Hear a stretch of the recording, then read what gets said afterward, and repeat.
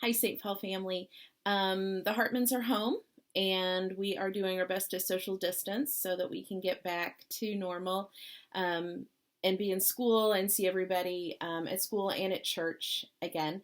But today, I wanted to share with you one of my favorite books that I used to read to my little boys when they were little, and they're not very little anymore.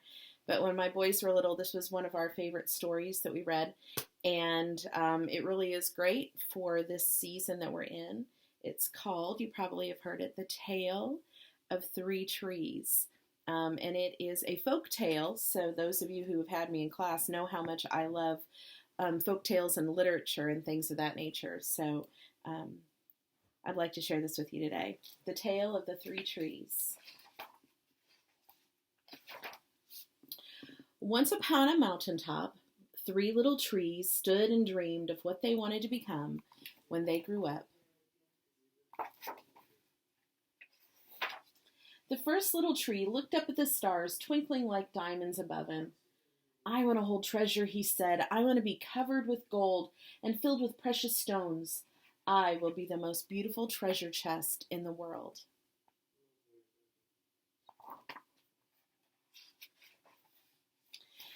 The second little tree looked out at the small stream trickling by on its way to the ocean. I want to be a strong sailing ship, he said. I want to travel mighty waters and carry powerful kings. I will be the strongest ship in the world. The third little tree looked down into the valley below where busy men and women worked in a busy town. I don't want to leave this mountaintop at all, she said. I want to grow so tall that when people stop to look at me, they will raise their eyes to heaven and think of God. I will be the tallest tree in the world.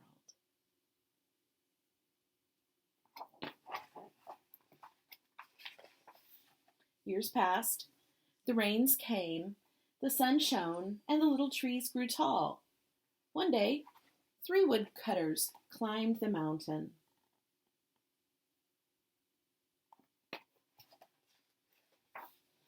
The first woodcutter looked at the first tree and said, "This tree is beautiful. It is perfect for me." With a swoop of his shining axe, the first tree fell. Now I shall be made into a beautiful chest, thought the first tree. I shall hold wonderful treasure. The second woodcutter looked at the second tree and said, "This tree is strong. It is perfect for me." With a swoop of his shining axe, the second tree fell. Now I shall sail mighty waters, thought the second tree. I shall be a strong ship fit for kings. The third tree felt her heart sink when the last woodcutter looked her way. She stood straight and tall and pointed bravely to heaven. But the woodcutter never even looked up. "Any kind of tree'll do for me," he muttered.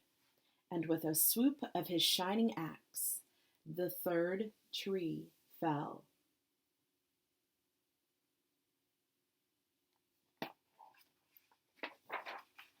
The first tree rejoiced when the woodcutter brought him to a carpenter's shop.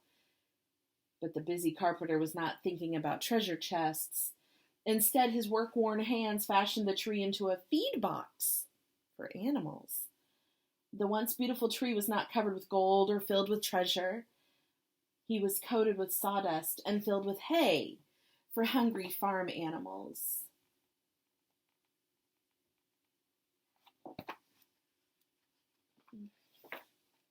The second tree smiled when the woodcutter took him to a shipyard, but no mighty sailing ships were being made that day.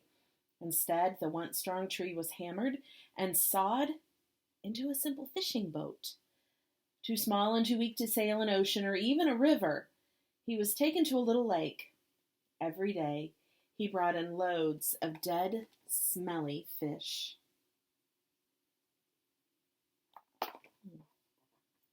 Sounds kind of disappointing, doesn't it?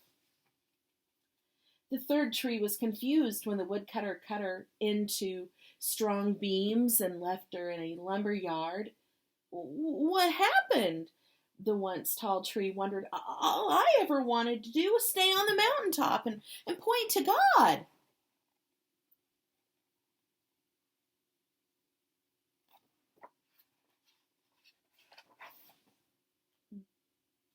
Many, many days and nights passed. The three trees nearly forgot their dreams, but one night golden starlight poured over the first tree as a young woman placed her newborn baby in the feed box. I wish I could make a cradle for him, her husband whispered. The mother squeezed his hand and smiled as the starlight shone on the smooth and sturdy wood.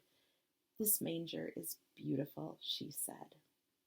And suddenly, the first tree knew that he was holding the greatest treasure in the world.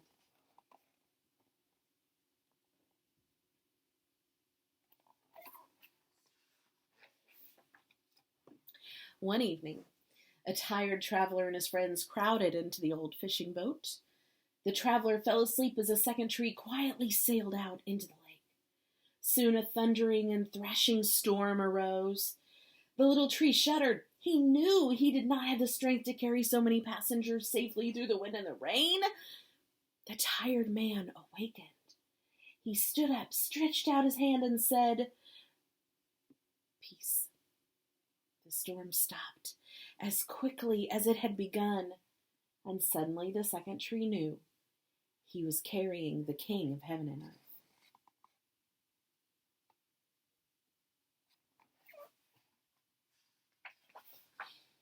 One Friday morning, the third tree was startled when her beams were yanked from the forgotten wood pile. She flinched as she was carried through an angry, jeering crowd.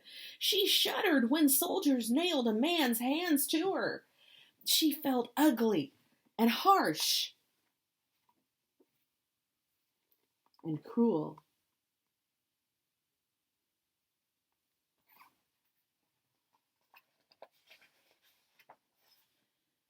But on Sunday morning, the best part, on Sunday morning, when the sun rose and the earth trembled with joy beneath her, the third tree knew that God's love had changed everything. It had made the first tree beautiful. It had made the second tree strong. And every time people thought of the third tree, they would think of God.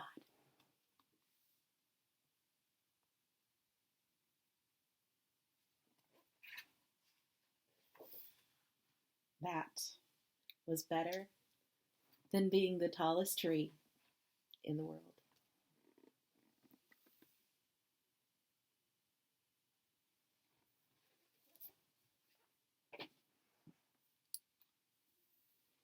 God's blessings. We love you. Stay strong, stay healthy. We'll see you soon.